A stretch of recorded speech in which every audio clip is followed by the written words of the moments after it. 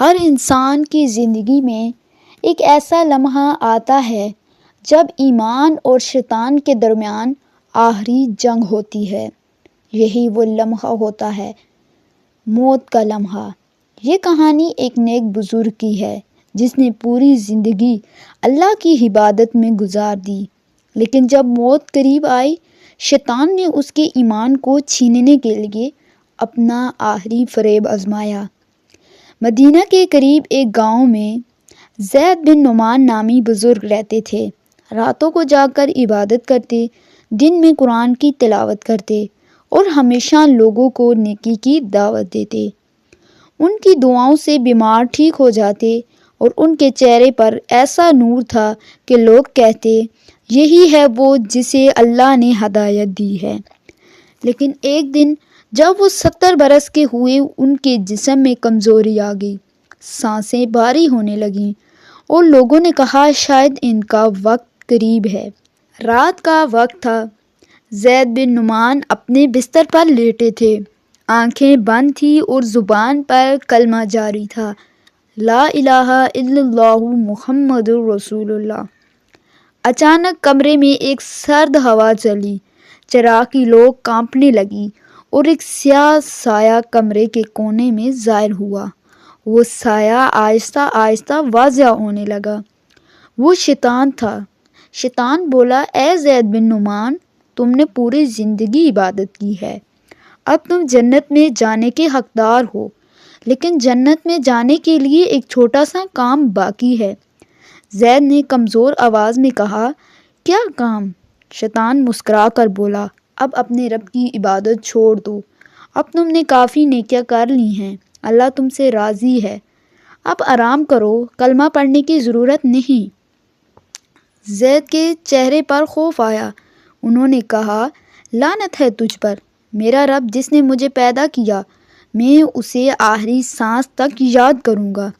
شیطان غائب ہو گیا، لیکن یہ اس کا پہلا وار تھا۔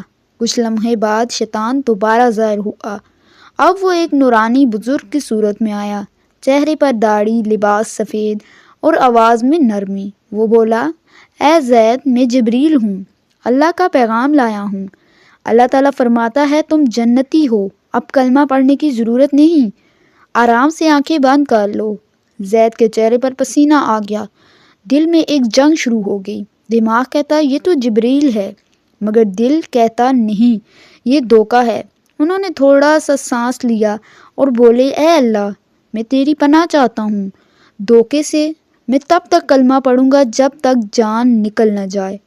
یہ کہہ کر انہوں نے کلمہ بلند آواز میں پڑھا، لا الہ الا اللہ محمد رسول اللہ۔ شیطان چیخ کر بولا، افسوس، پھر ناکام ہو گیا، اب اور غائب ہو گیا۔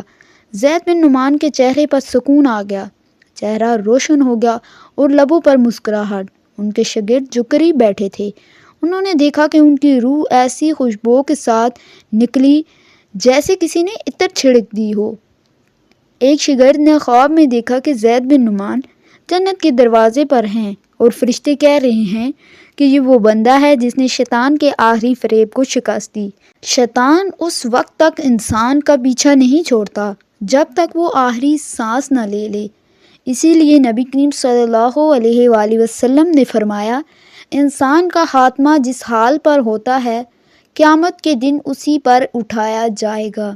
اور ایک اور دوسری روایت میں آیا ہے کہ شیطان موت کے وقت بھی بندوں کو بہکانے کی کوشش کرتا ہے تاکہ ان کا ایمان چھین لے۔ ایمان صرف زندگی بھر کی عبادت نہیں بلکہ آخری سانس تک استقامت سے قائم رکھتا ہے۔ شیطان چاہتا ہے کہ انسان آخری لمحے میں بھٹک جائے، لیکن جو بندہ دل سے اللہ کہتا ہے اس پر شیطان کا کوئی زور نہیں چلتا۔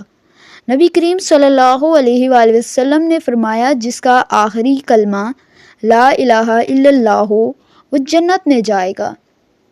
اے اللہ، ہمیں ایمان پر زندہ رکھ، ایمان پر موت دے اور شیطان کے فریب سے ہمیں محفوظ فرما۔ جب ہماری آخری سانس آئے تو ہماری زبان پر تیرا نام اور تیرے نبی کا درود جاری ہو، آمین یا رب العالمین۔ اس طرح کے اور مزید خوبصورت واقعات کے لیے ہمارے چینل کو سبسکرائب کریں، ساتھ میں لگے گھنٹی کے آئیکن کو ضرور پریس کیجیے گا تاکہ ہم جو بھی اس طرح کے خوبصورت واقعات اپلوڈ کریں تو سب سے پہلے آپ تک پہنچیں۔